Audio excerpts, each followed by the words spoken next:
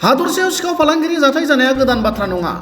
बे बिथिङाव हादरसा सरकारनि पुलिस बिफाना गोख्रों नोजोर होनायजों लोगोसे होबथानायनि राहा लाबोदों। नाथाय अब्लाबो सिखाव फालांगिरि खालामनायखौ खमायनाय नुनो मोनाखै।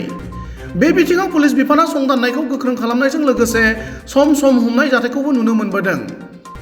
बेबादि समावनो गसाइगाव महकुमा सिंनि श्रीरामपुराव फिन आसाम पुलिसनि मोनसे गिदिर जाफुंसारनाय। सिमुलटापु आउटपस्टनि पुलिसनि मोनसे हानजाया संदाननानै गंसे 12 साखानि ट्राकआव सिखावै लाबोनाय 40 बस्ता बारमिज सुपारिफोरखौ हमनो हायो।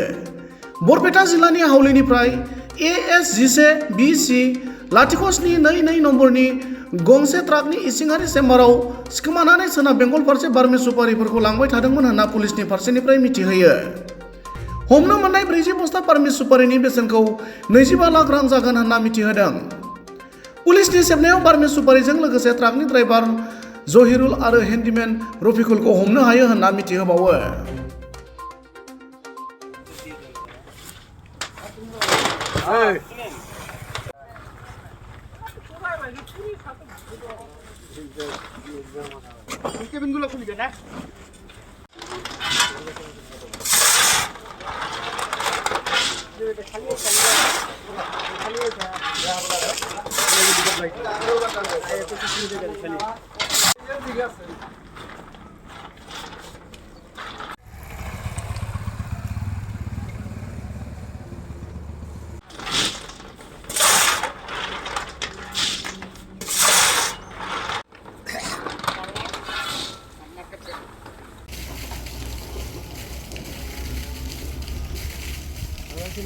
না না মানুষ